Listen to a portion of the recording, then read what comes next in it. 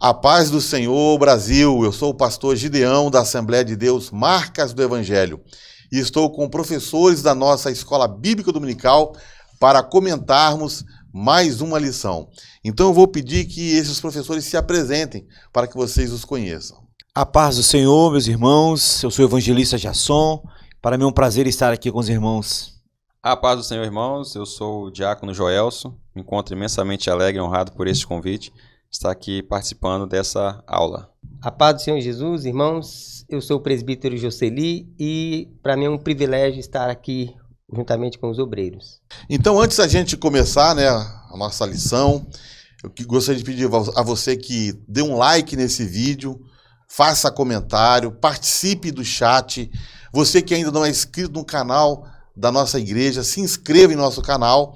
E, sobretudo, você que está nos visitando, que você possa se sentir assim muito bem acolhido neste dia, porque preparamos aqui uma aula especial para você. Vamos orar então com o nosso irmão diácono Joelson. Amém, irmãos? Vamos orar então?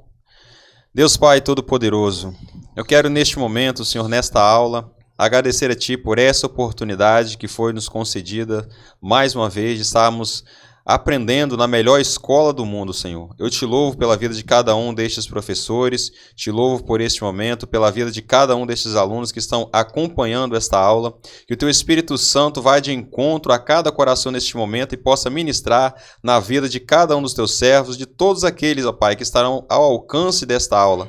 Opera maravilhas em nosso meio e fala conosco neste momento. É o que nós te pedimos e te agradecemos por tudo, em nome de Jesus. Amém. Amém. Amém.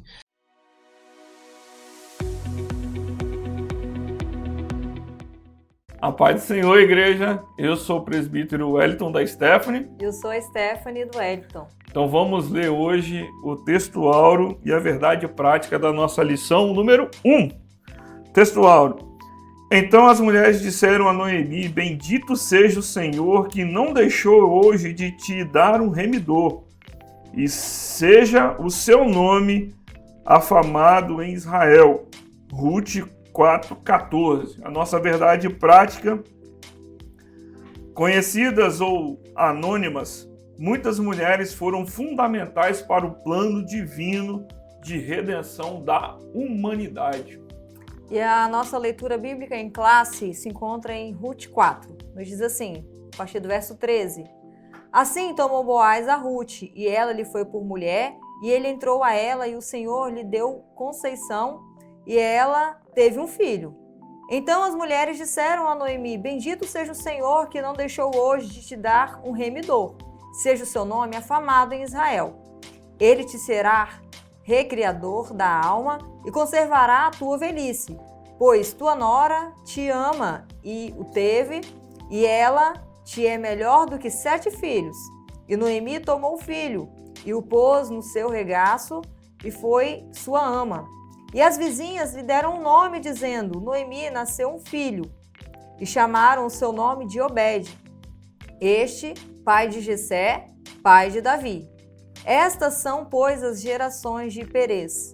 Perez gerou a Esrom, Esrom gerou a Arão, Arão gerou a Aminadab, e Aminadab gerou a Naasson.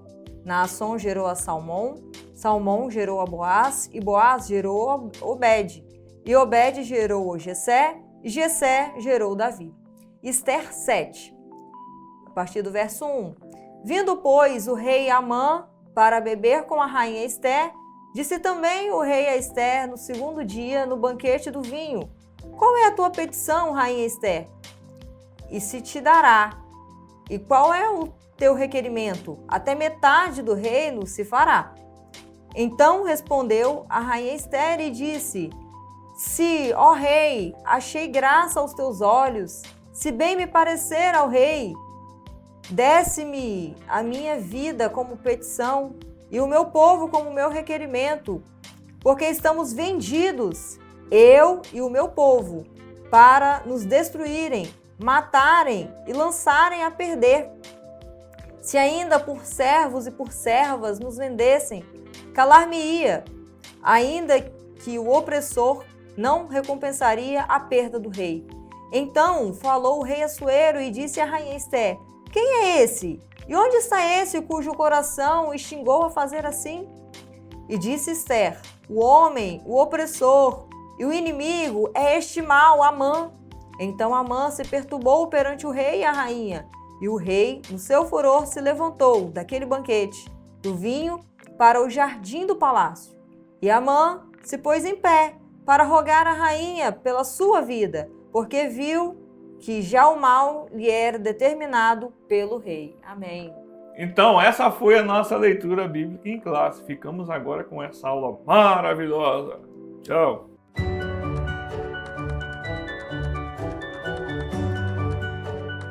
Irmãos, estamos começando hoje mais um trimestre. Na verdade, o terceiro trimestre de 2024. E nós vamos estudar esta lição aqui, ó. Uma lição maravilhosa. E essa lição vai tratar acerca de 2 livros da Bíblia.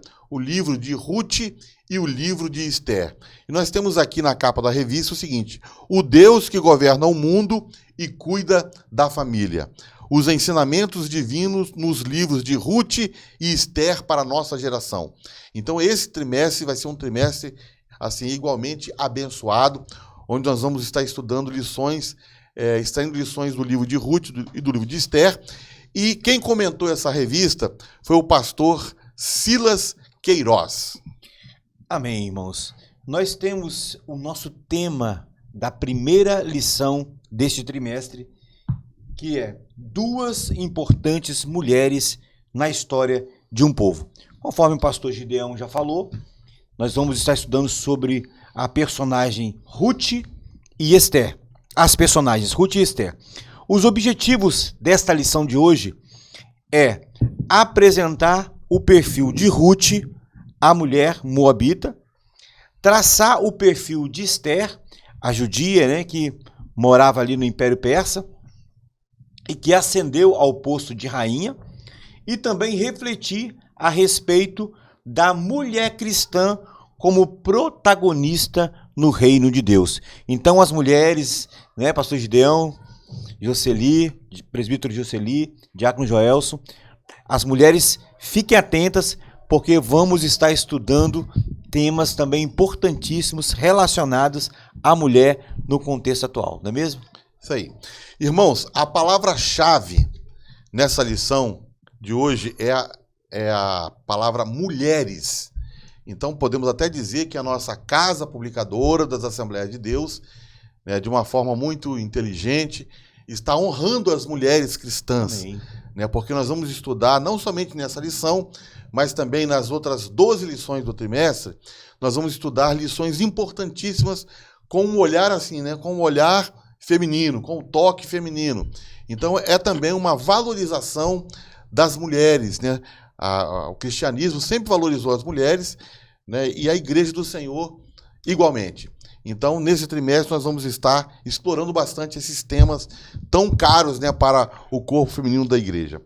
Ruth e Ester são 2 livros da Bíblia que levam o nome de mulheres. E registram, nesses 2 livros, né, histórias assim belas, extraordinárias, dramáticas também. E essas 2 histórias, tanto de Ruth como de Ester, estão dentro do plano da salvação, o plano da redenção. Então, não somente é importante a gente analisar belas histórias das Escrituras, mas, sobretudo, né, pensar que na história da redenção nós temos esses 2 livros.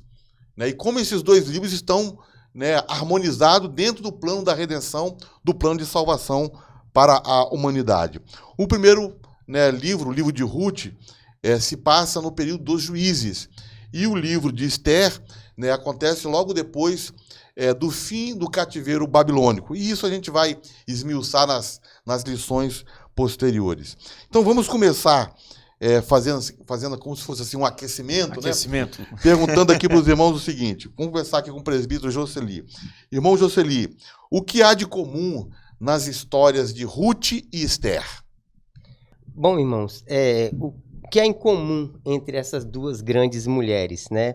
Ruth e Ester viveram em épocas, circunstâncias e contextos muito diferentes, mas expressam as mesmas virtudes espirituais e morais: a fé, a convicção, a humildade, a coragem, a obediência, a simplicidade, a pureza, a abnegação, o temor a Deus e a disposição de servir foram virtudes que marcaram a vida dessas mulheres, né? Maravilha. Não obstante elas viverem tempos diferentes, em circunstâncias diferentes, em locais diferentes. Por exemplo, né, Ruth, a Moabita, né, viveu em um tempo muito difícil, né, perdeu o seu marido, né, teve sua sogra ali te ajudando muito. Esther já viveu em um reinado, né, foi, apesar de estar vindo de uma situação crítica, né, caótica, mas estava em um reino, em um império, né, onde tinha lá, agora estar desfrutando de certo, por assim dizer, benefício, Privilégio, né? Privilégio. Amém. Diácono Joelson, qual a importância dessas duas mulheres na Bíblia, né? Ruth e Esther? Então, pastor, essas mulheres elas foram fundamentais, né, para a preservação do povo judeu. No caso de Esther, que casou-se, né, com o rei Assuero, preservando ali toda aquela nação, né, todo o povo de Israel que ainda estava ali sobre o cativeiro, né, do domínio medo-persa ali. E no caso de Ruth, a preservação da linhagem do Messias. Essas duas mulheres são de fundamental importância para a inspiração de todos aqueles que desejam servir a Deus, né? São exemplos de fé, perseverança e submissão à vontade de Deus para as nossas vidas. Talvez, irmão Diácono Joelson, essa questão da preservação, né, tanto da linhagem de onde viria o Messias, através de Ruth, como também da preservação do povo de Deus, futuramente com Esther, seja a coisa assim, mais importante desses dois livros. Verdade. Exatamente. Né? Isso tem que ser bastante explorado. Exato. E é importante também dizer, irmãos, acerca dos perfis que nós podemos traçar da vida de Ruth, a Moabita, e Esther, lá no Império Persa. Porque foram mulheres que nos inspiram no nosso relacionamento com Deus. E principalmente inspiram também as mulheres, né? Em épocas aí, conforme já falamos inicialmente, desse modernismo, em épocas aí da tão falado empoderamento feminino, nós vamos destacar também, nesta aula de hoje, a importância das mulheres cristãs no seu relacionamento com Deus, como também no seu relacionamento com o próximo. Não há dúvida de que os exemplos dessas duas grandes mulheres ressoam ainda hoje e influenciam as mulheres do nosso século. Sim, então a nossa lição, ela está dividida em 3 tópicos. O primeiro deles diz assim: Ruth, uma mulher importante para a linhagem de Davi. Presbítero Joseli, Ruth era uma moabita. Qual a origem histórica desse povo, né, os moabitas? Como que surgiram os moabitas na face da terra, vamos dizer assim? Sim, vamos lá. Segundo as escrituras, né, os moabitas surgiram da relação incestuosa, né, de Ló, o sobrinho de Abraão, com sua filha mais velha, conforme está escrito em Gênesis capítulo 19. Era um povo, os moabitas eram um povo pagão, hostil a Israel, desde os dias de Balaque, conforme está escrito em Números, capítulo 22, Deuteronômio, e também Juízes. Eles habitavam ao leste do Mar Morto, hoje a atual Jordânia, e eram dados à idolatria e à imoralidade sexual. Era muito improvável, irmãos, que Ruth fizesse parte da linhagem de Davi, família da qual viria o Messias, o Salvador do mundo. Mas os caminhos de Deus, a gente vê, né, que coisa incrível, né? Os caminhos de Deus, os planos de Deus, os propósitos de Deus são muito mais altos do que os nossos. Eles estão muito acima de nossa compreensão. Glória a Deus. Aleluia. Amém. Então, essa é o que nós podemos aí ver, conhecer um pouco da Moabita, né, de Ruth e Esther, né? Não obstante Esther ser judia. Tá certo.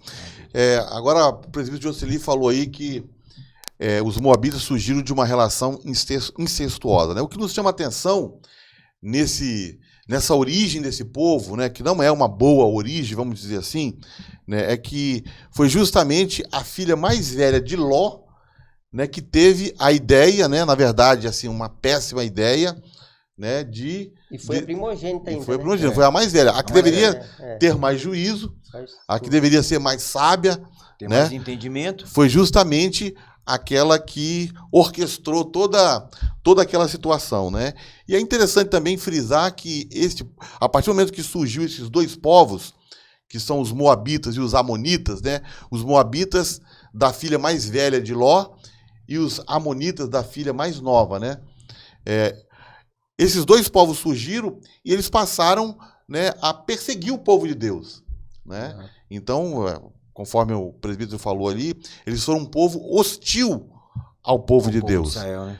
ao povo de Israel, né? Então isso também é bom a gente estar frisando. E quando Ruth, né, vai para Belém e se torna uma das ancestrais de Jesus Cristo, é como se fosse um resgate, né? Embora esse povo fosse um povo ruim, hostil, mas Deus, de alguma forma, está com as suas mãos estendidas ali, né, com a sua misericórdia e graça, né, fazendo com que uma mulher, né, que era moabita, de um povo, né, que não servia ao Deus de Israel, viesse, né, a participar de uma linhagem tão nobre, né, Tão nobre. do Messias. Glória a Deus. É importante ressaltar também que a gente observa que isso já é também, desde o Antigo Testamento a gente vê isso, né?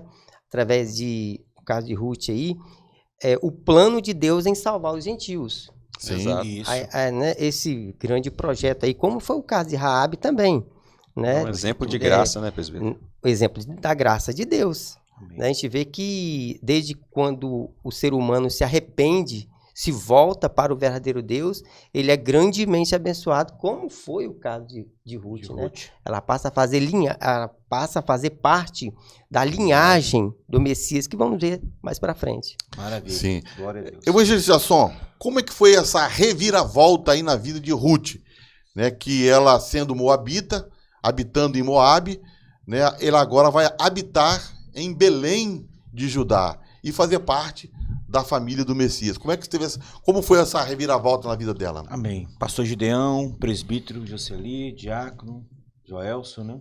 E também os nossos irmãos que estão nos assistindo nesse dia. Nós vamos ver que Ruth, conforme já foi falado, ela era uma mulher moabita. E a história de Ruth, ela tem o seu ingresso, podemos assim dizer, né? Começa verdadeiramente a história assim, com maior significância, podemos assim dizer, quando ela entra na família de Belém de Judá. Uma família constituída por Elimeleque, Noemi, que foram, né, e os seus filhos, né, Malom e Quilion, que foram para Moabe, porque na ausência de alimento, né, na fome que havia em Belém, eles foram para Moabe. Chegando lá, passaram por um período de aproximadamente aí uns 10 anos, e começa a história, podemos dizer, porque a Ruth, ela se casa com o filho mais velho de Noemi, chamado Malom. Não é mesmo? Malom. E o que ocorre durante esse tempo é que Elimeleque, ele vem a falecer, é o primeiro, podemos assim dizer, a primeira dificuldade de Noemi ali, naquele local, foi a perda do seu esposo. E, com o tempo, também os seus filhos, né, que se casaram com Ruth e se casaram com Orfa, podemos assim dizer, eles também morrem. E aí entra assim aquela grande dificuldade ali naquela família, porque de repente Noemi se vê sem esposo, se vê também sem os filhos, e então ela decide, em um certo momento, depois desse período de 10 anos, ela decide voltar quando ela ouve falar que em Belém já havia, podemos assim dizer, já havia voltado a um momento de prosperidade, algum momento de prosperidade, de crescimento, né? Aquela fome já havia cessado. Então ela resolve retornar para sua terra.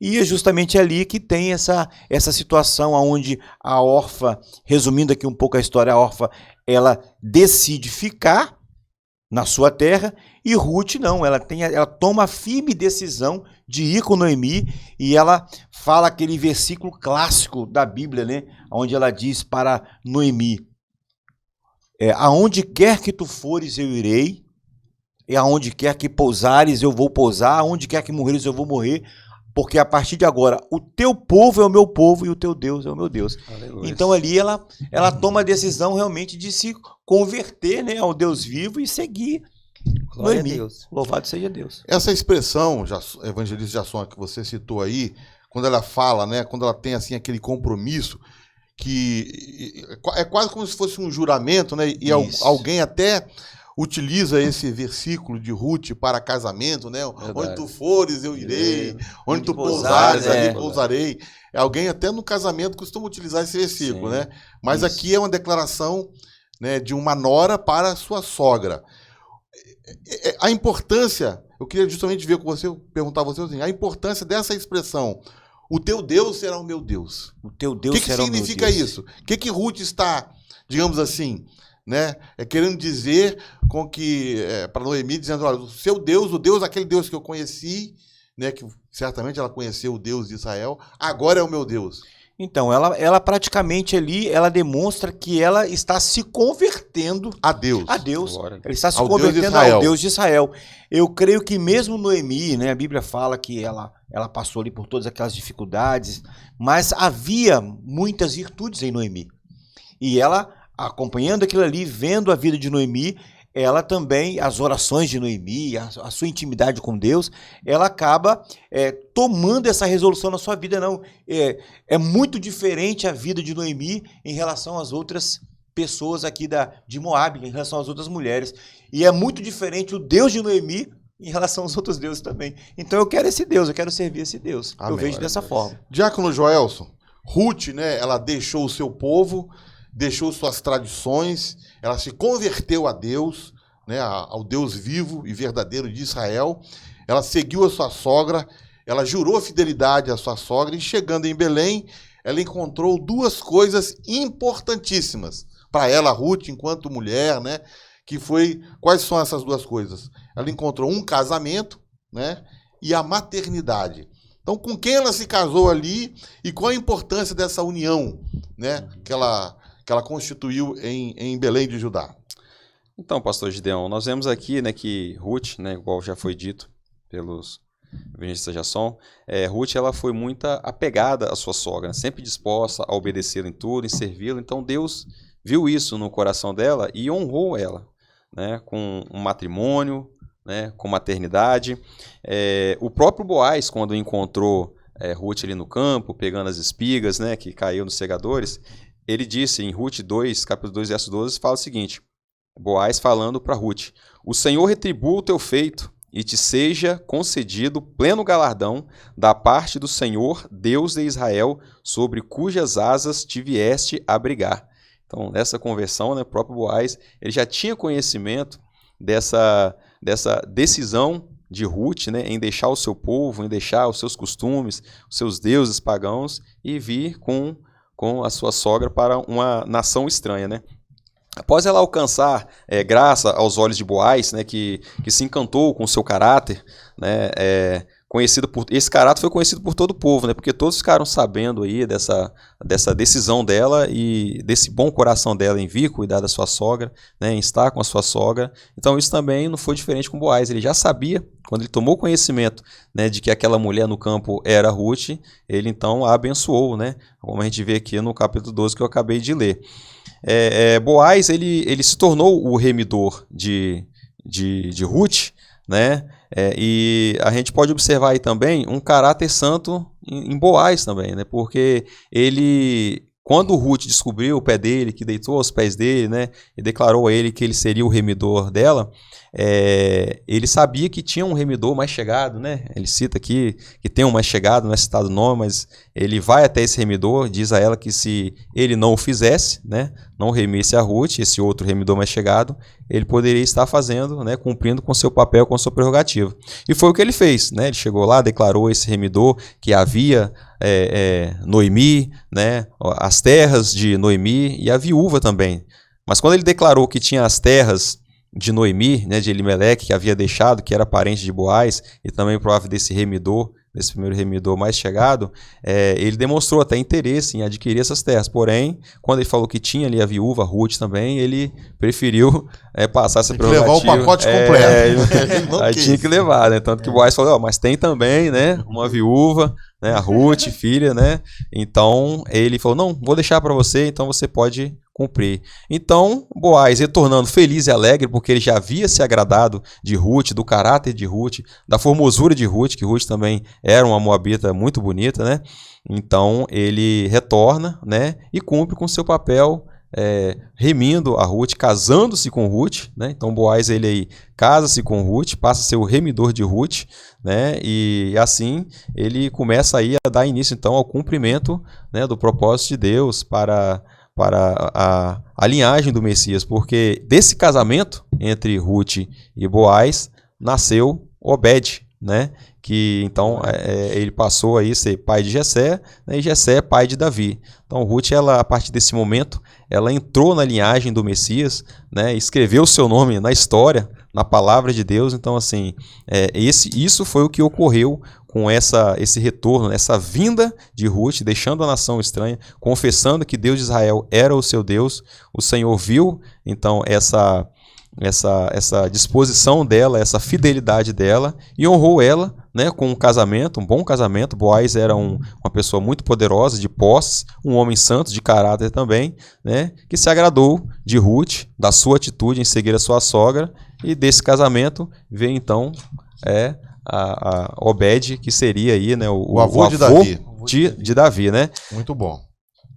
Maravilha, uma história de redenção, né, irmão? História de redenção, uma história muito bonita. Tem de tudo nessa história, né? Né? Tem amor, tem romance. Mas importante o que o diácono Joelson citou ali, é que Ruth não era só uma mulher bonita, na sua aparência, fisicamente, digamos assim. Né? Ruth era uma mulher de caráter.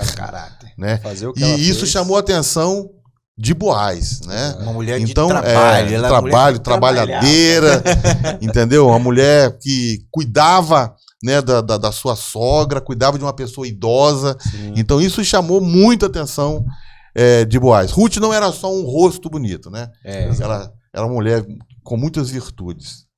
A paz do Senhor, irmãos, eu sou Elizabeth e o papel da mulher cristã na família é ser orientadora, colaboradora, e ela desempenha também um papel importante na educação e orientação espiritual dos seus filhos, né? A mulher cristã, ela é frequentemente encorajada a ser um exemplo nas suas virtudes cristãs, como no amor, na paciência, na humildade, e dentro do seu ambiente familiar, ela representa e ela tem esse papel dentro da sua família, com o seu esposo e com seus filhos. Que Deus te abençoe. Amém.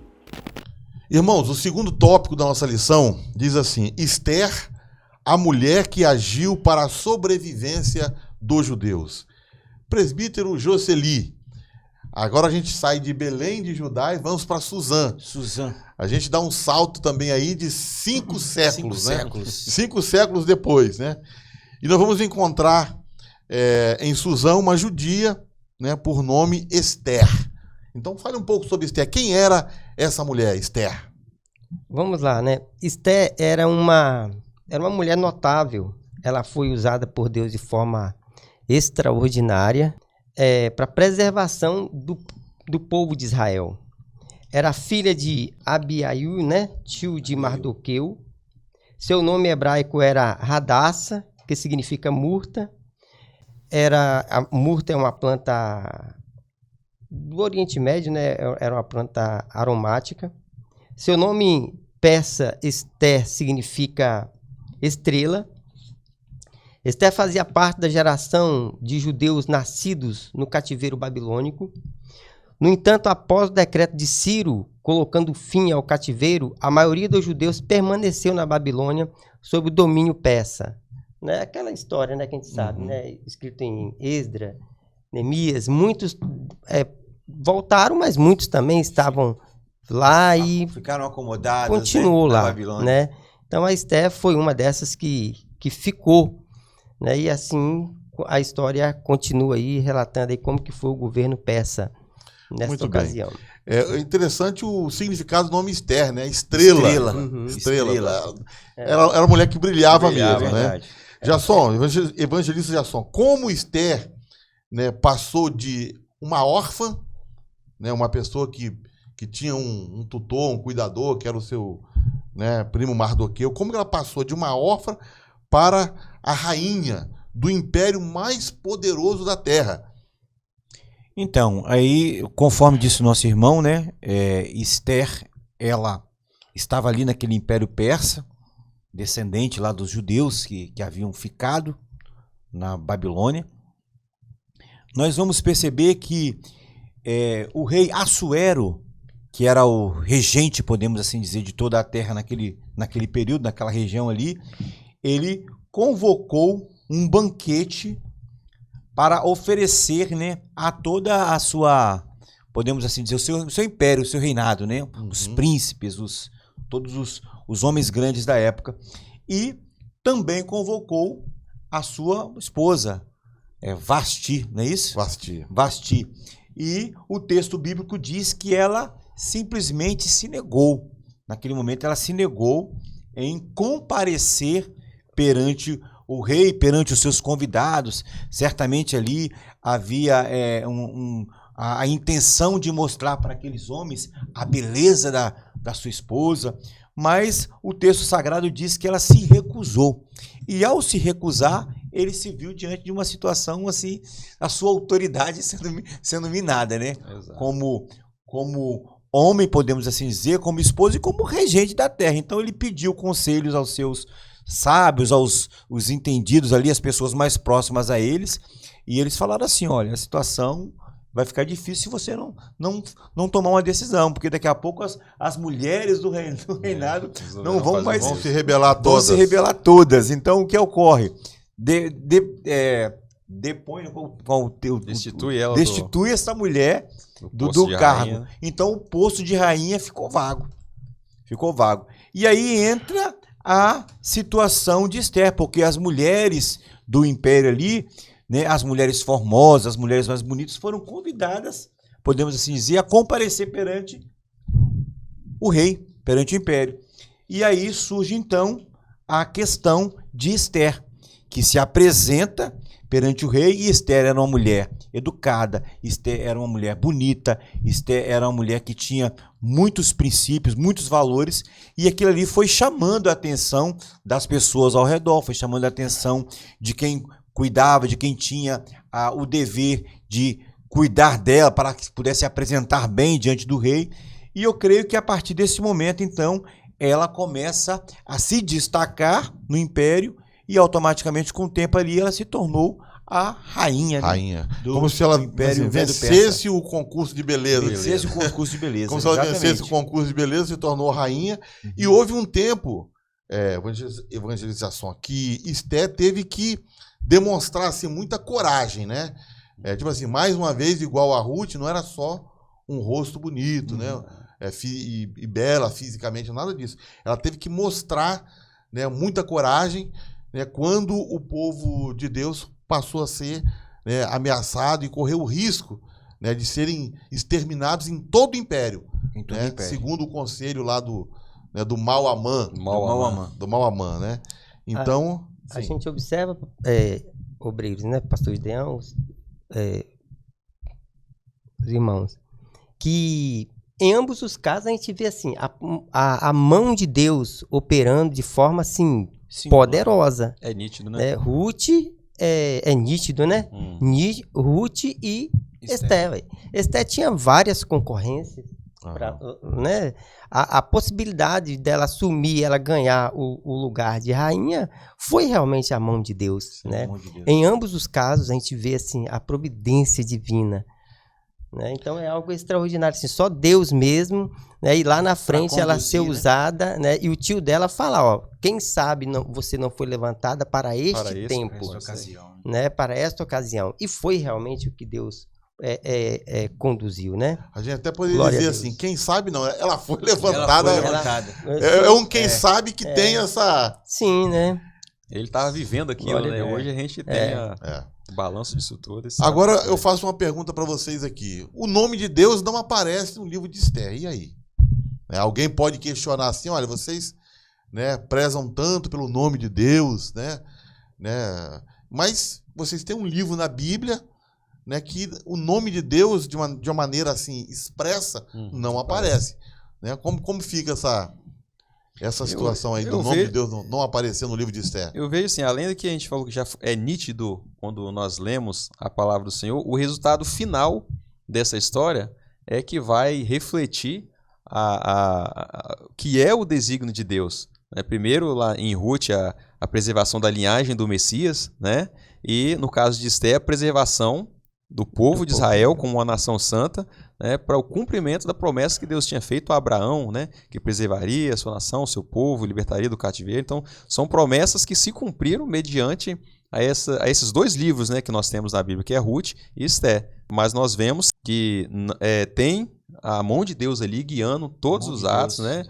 Embora a gente fale, agora já era, não tem como, Mardoqueu vai morrer, o povo vai ser exterminado, mas teve uma providência divina, né, que preservou a nação, né, no caso de Esther. Então, assim, essa é o que eu vejo como que é um livro, né, santo e merece estar na Bíblia, né? E não é à toa que ele está aí, porque isso é permissão de Deus. É Deus conduzindo a história, né? Deus conduzindo a história. Deus, o nome de Deus não está escrito no livro de Esther, mas a mão de Deus, a mão invisível de Deus, né? Está guiando ali, está guiando todas as coisas e aquilo que o irmão falou muito bem. O final de tudo é que a gente percebe a providência divina. Está bem claro ali que Deus realmente está presente. Exato. No livro de Esther. Vamos continuar aqui. Diácono Joelson.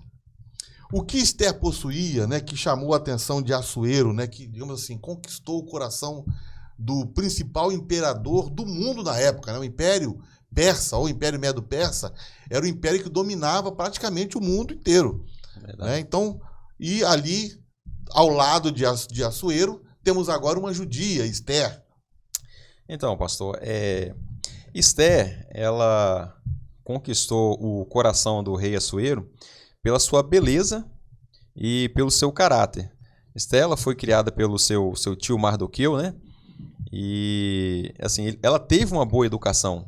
Então, esse comportamento, essa boa educação que ela tinha, além da sua beleza, que ela era formosa, né? Linda de rosto, formosa como um todo. O pastor Jairo, ele até cita, né? Eu estava vendo um sermão dele, o sermão número 2, que tem por título Esther, o Reino Invisível. Né? E ele fala dessa beleza exuberante de Esther que chamou a atenção do rei mais do que das outras mulheres, né? Nós vemos ali que elas não estavam, vou abrir um parênteses aqui, que elas não estavam ali muitas vezes por vontade própria, principalmente Esther, que era judia, né? Eles já estavam ali como, né, estavam subjugados, nação subjugada. Então, eu acredito que nem Mardoqueu e nem Esther, eles ficaram satisfeitos, assim, né, contentes com aquela situação de fazerem parte, né, de Esther fazer parte do harém de mulheres de um rei pagão. Né, mas Deus usou toda essa situação constrangedora, situação, né, para poder cumprir os seus desígnios. Então, assim, quando tinha aquele monte de mulheres que foram levadas, né, até o rei, mediante, né, a palavra dos seus conselheiros, que aconselharam o rei a fazer de tal modo, em buscando aí uma substituta para a rainha Vasti, Esther, ela alcançou os olhos do rei devido à sua beleza. Né? Quando as mulheres chegaram ali perante o rei, que foram chamadas, né, para poder estar aí escolhendo e tal, elas pegavam ele cedia coisas, dava presente para essas mulheres, elas se enfeitavam da melhor maneira, né, e levavam presentes quando retornavam, saindo da presença do rei. Já Esther, ela foi com a sua beleza natural. Nesse sermão o pastor até fala isso. Ela foi com a sua beleza natural, era muito bonita, e aquele comportamento dela de não querer para si bens que pudesse talvez trazer mais beleza para ela, isso chamou a atenção, né, do rei Assuero, que prontamente logo escolheu ela como rainha. A sua beleza, né, e a sua bondade, seu caráter, seu bom comportamento, a sua boa criação sobressaiu, né, sobre todas as outras mulheres, né, vindo ali o rei a escolher, né, ela sobre todas as outras como a sua esposa. Né, Esther foi exaltada sobre todas as outras jovens por Deus e foi escolhida como rainha no lugar de Vasti, devido a esses atributos. Amém. Presbítero Jocely, né? O que você vê assim em termos da vida de Esther que poderia ser um exemplo hoje para as nossas irmãs, né, que estão vivendo nesse século, né? Onde se procura assim, né? Onde as mulheres procuram um protagonismo, mas um protagonismo que às vezes se choca com os princípios da palavra de Deus, né? E a gente deve ter cuidado, um pouco de cuidado sobre isso aí, né? Mas em que a vida de Esther pode inspirar as nossas irmãs hoje? As mulheres cumprem o papel estabelecido por Deus quando, primeiramente, o agradam, né? E como isso pode se dar? Né? Por isso, elas devem tomar o cuidado com o ativismo, sonhos de empoderamento e falsas facilidade de realização pessoal. A mulher cristã deve se inspirar em mulheres da vida real como Ruth e Esther. Tudo leva a crer que essas mulheres eram boas mães, boas esposas, boas noras e por que não dizer também boas sogras, né? A boa convivência familiar das mulheres cristãs comprova que elas não confundem protagonismo feminino com os papéis designados por Deus de submissão, né? Obediência a Deus, ao próprio esposo, né? O próprio marido, ao qual Deus estabeleceu isso nas Escrituras. Amém. Glória a Deus. A paz do Senhor, eu sou a irmã Areta e vim falar um pouco sobre o papel da mulher cristã na sociedade, que é influenciar positivamente as novas gerações. A carta de Paulo a Tito, no capítulo 2, nos faz entender que a mulher mais velha, pelo seu modo de agir, pelo seu porte irrepreensível diante de Deus, ensinará as mais novas a serem prudentes, puras, boas donas de casa e obedientes ao marido, a fim de que o nome de Deus não seja vilipendiado. Desse modo, a mulher cristã deve ser uma influenciadora, uma intercessora, defensora do evangelho por meio da sua boa conduta. Desse modo, então, a mulher cristã, por meio do seu testemunho, caráter e empoderada pelo Espírito Santo, será protagonista no reino de Deus. Amém? Deus abençoe sua vida. Muito bem, então a gente vê, presbítero Jocely, que não somente Esther, mas também Ruth são inspiração, né? São inspiração pela confiança em Deus, pela fidelidade, né? Por tudo isso aí, elas podem inspirar as nossas irmãs hoje. O nosso terceiro tópico fala assim: mulheres de Deus como protagonistas da história. O protagonismo feminino anula o propósito de Deus nas mulheres?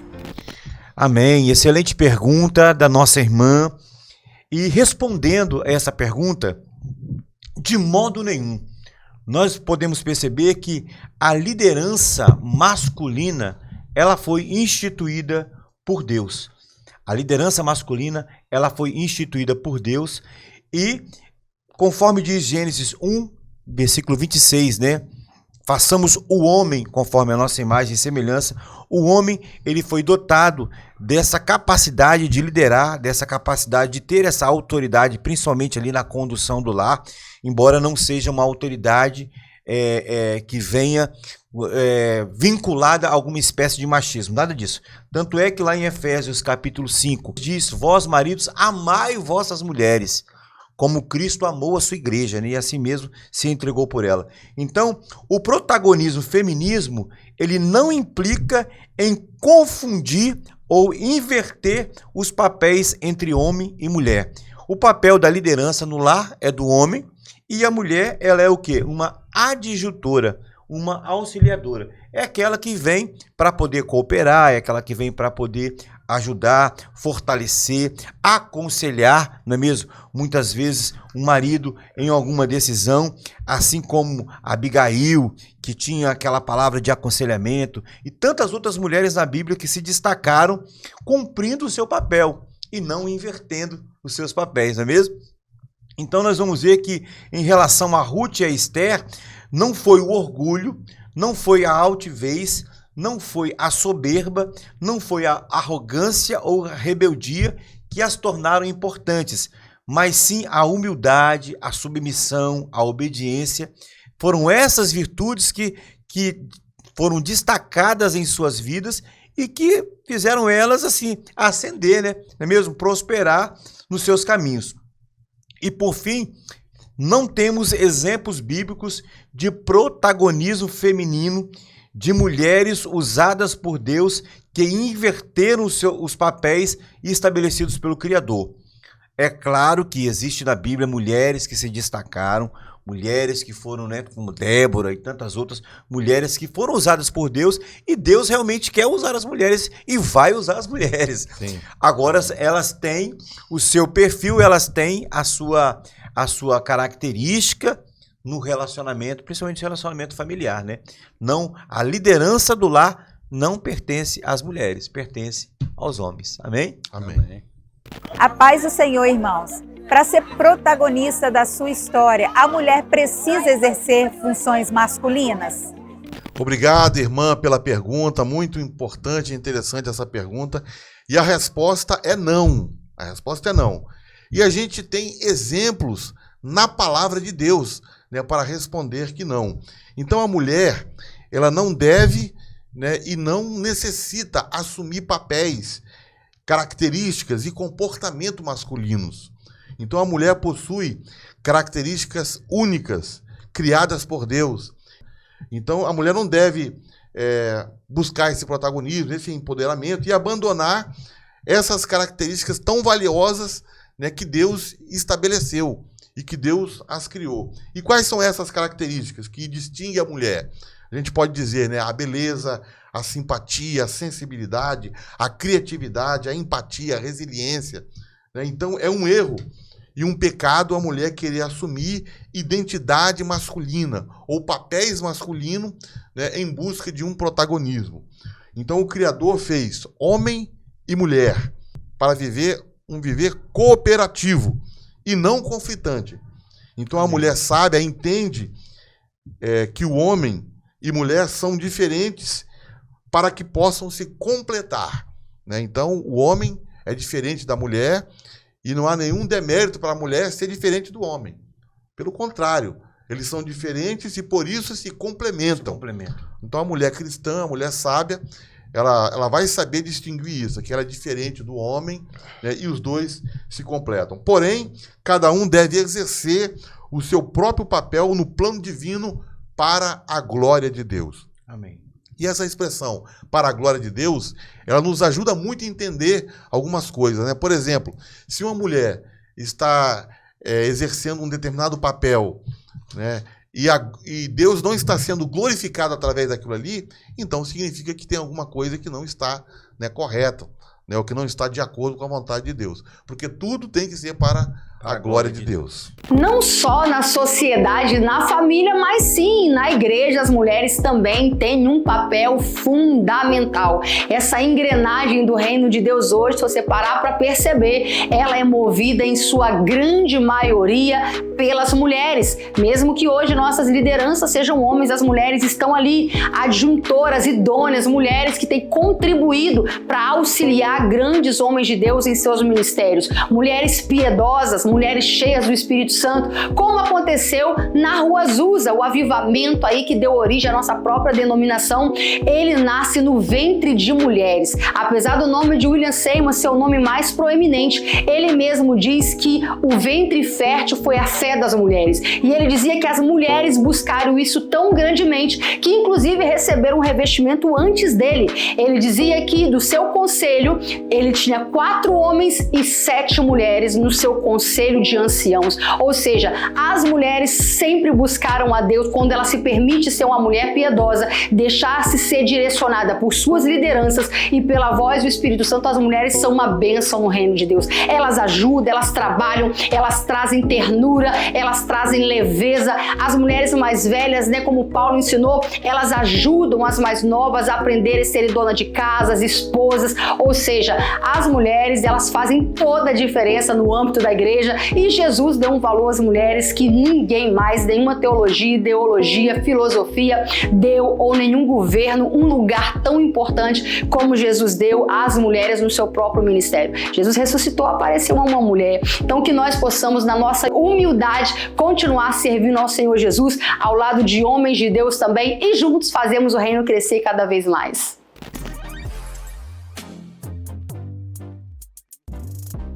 Paz, irmãos, nós estamos estudando esse trimestre, primeira lição, sobre duas mulheres muito importantes para a história bíblica, Esther e Ruth, mulheres que seguiram os padrões divinos das Escrituras e que foram muito abençoadas. Uma que não era israelita, mas que pôde se converter ao Deus de Israel porque seguiu a sua sogra Noemi, e Deus a tornou uma mulher que aparece na linhagem do Messias. A outra que se tornou a Miss Bela, a Miss Universo, a mulher mais bela da Pérsia, e se casou com Assuero. Elas foram mulheres extraordinárias porque amaram a Deus. Diferente desse programa progressista do feminismo que se opõe às Escrituras e prega uma falsa libertação da mulher. Desconfigura a vida familiar, dá à mulher a superioridade, tira dela o desejo de ser mãe, de ter filhos, defende o aborto e outros procedimentos. O feminismo é responsável pelo número crescente de divórcio e de estruturas familiares que foram completamente destruídas. Isso afeta diretamente as mulheres cristãs, que acabam sendo influenciadas por essa cultura, ao invés de ser influenciada pelas Escrituras. Então, muitas mulheres cristãs lidam com o problema de defender pautas feministas, progressistas e acabam não sendo felizes em seus casamentos. Não que as mulheres não tinham direito ou que elas não tenham direito à ideia. A bandeira, na verdade, é inverter os valores das Escrituras e colocar a mulher superior aos homens. E isso acaba atrapalhando, por exemplo, um casamento feliz, um relacionamento saudável e funcional entre marido e mulher. Isso tira, por exemplo, das mulheres a vontade de ser mães, de desempenhar os papéis de criar seus filhos no temor do Senhor e colocando elas, às vezes, de forma desenfreada no mercado de trabalho, e elas acabam não desempenhando papéis e ministérios importantes que Deus pensou para as mulheres. Deus possa abençoar nossas mulheres para que elas possam desfrutar dos privilégios de ser mulher e dos direitos bíblicos que a Escritura trouxe a cada uma das mulheres da sociedade ocidental. Deus abençoe vocês.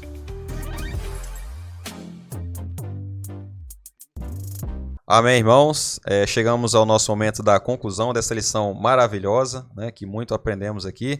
E Ruth e Esther, elas foram poderosamente usadas por Deus. Tiveram seus nomes registrados, né, na história como exemplo e inspiração, né, para muitas mulheres de todas as gerações, né, e para meninas que estão crescendo e vão ainda aprender, né, a ser mulheres. Então elas continuam sendo fonte de inspiração, né? Cabe às mulheres cristãs, né, se submeter à vontade de Deus, porque elas não desejaram nada disso de bom que aconteceu com elas. Elas não aspiraram a isso, mas devido ao caráter que elas mantiveram diante de Deus, né, o seu caráter, o seu coração, o Senhor honrou grandemente essas mulheres e elas se tornaram assim, protagonistas de uma história muito bonita de redenção e de salvação. Então cabe aí também às nossas mulheres a ficarem atentas, né, com a vontade de Deus para suas vidas, porque muitas outras mulheres de Deus também, né, que foram, como a mulher de Noé, permaneceram no anonimato, né, mas não deixaram de cumprir o plano de Deus de salvação para a humanidade, fizeram parte dessa história. Então, que as mulheres se atentem a isso e possam saber qual a vontade de Deus em suas vidas e que Deus possa estar abençoando cada vez mais a cada uma delas, em nome de Jesus. Amém, glória a Deus. Vamos então agora, irmãos, para um momento também muito especial, que é o momento das nossas ofertas, momento em que você pode contribuir para a obra do Senhor Deus. Nós reunimos aqui na igreja Marcas do Evangelho e nós temos aqui esse espaço maravilhoso e queremos conquistar esse espaço, queremos que você nos ajude através também da sua oferta, contribuindo assim para o avanço do reino de Deus.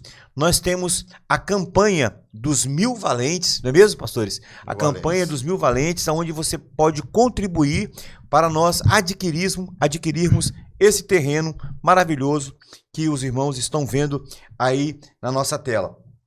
Portanto, agora, contribui com amor. Você pode fazer essa contribuição através do Pix, através de transferência bancária, através... Você vindo aqui mesmo na igreja e fazendo a sua contribuição com amor, com carinho, Deus com certeza estará te abençoando. Nome que é sobre todos é o teu Jesus.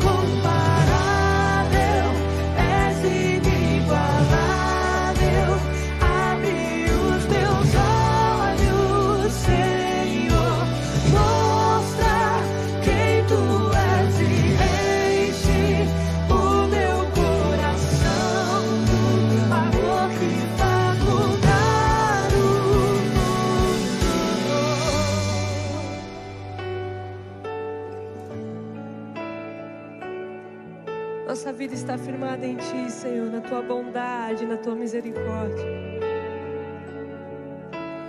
Eu vou construir minha vida em Ti. Tu és meu fundamento. Eu vou confiar somente em Ti. Não vou ser abalado.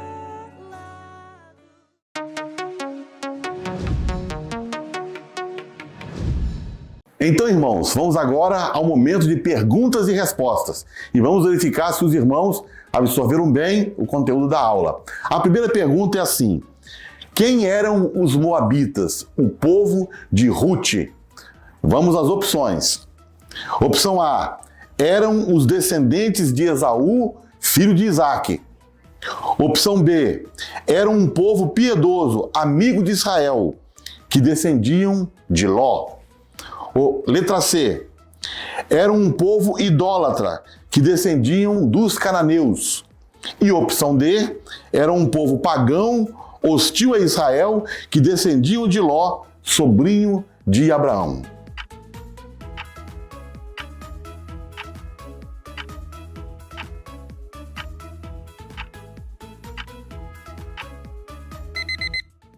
E acabou o tempo, irmãos. E quem respondeu a letra D acertou. Era um povo hostil, pagão, hostil a Israel, que descendiam de Ló, sobrinho de Abraão. Vamos então à segunda pergunta. Por que Ruth, uma viúva moabita, faz parte da família de Davi e da linhagem de Jesus, o Salvador do mundo? Vamos às opções. Opção A: porque abandonou as terras de Judá e foi peregrinar em Moabe, onde conheceu seu futuro marido. Opção B: porque deixou Moabe e foi para Belém, acompanhando sua nora. Em Belém, se casou com Boaz e entrou na linhagem de Davi e de Jesus.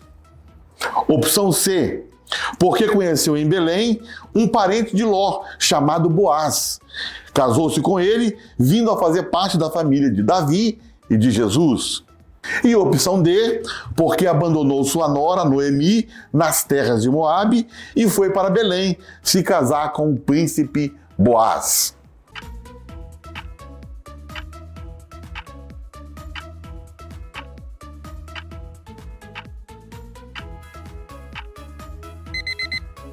E o tempo acabou, e você que marcou a letra B acertou, porque deixou Moabe e foi para Belém acompanhando sua nora. Em Belém se casou com Boaz e entrou assim na linhagem de Davi e de Jesus. Agora vamos para a terceira pergunta. Qual das alternativas abaixo não corresponde à história de Esther? Presta atenção, não corresponde à história de Esther. Opção A: era filha de Abiail e prima de Mardoqueu. Opção B: em um ato da providência divina, se tornou rainha em lugar de Vasti. Opção C: seguindo orientações de sua mãe, intercedeu pelo povo judeu, junto ao imperador Assuero.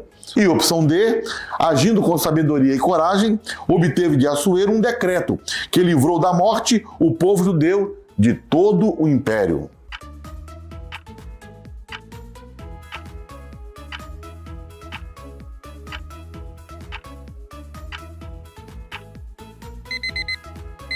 E você que marcou a letra C, parabéns, você acertou. Seguindo orientações de sua mãe, intercedeu pelo povo judeu junto ao imperador Assuero. Esta é a opção errada. E encerrando o nosso quiz, a quarta pergunta.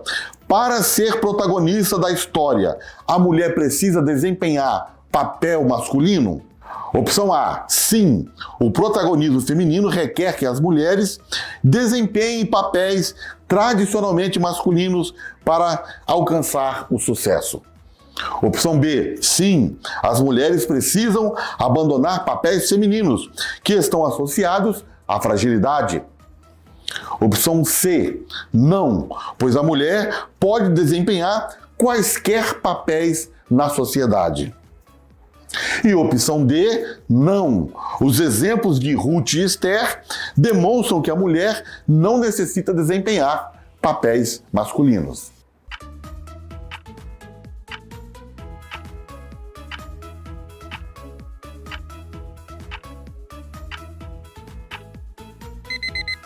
Para você que marcou a letra D, parabéns, você acertou.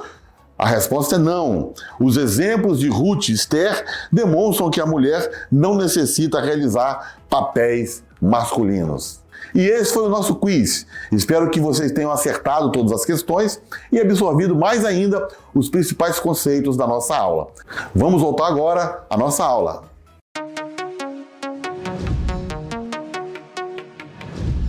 Queremos então agradecer a todos que ofertaram, a todos que os nossos visitantes também.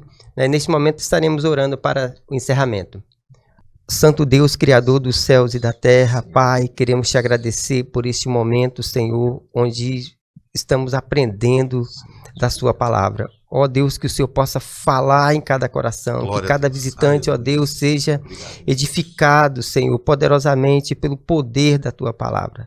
Somos gratos a Ti por tudo, Senhor.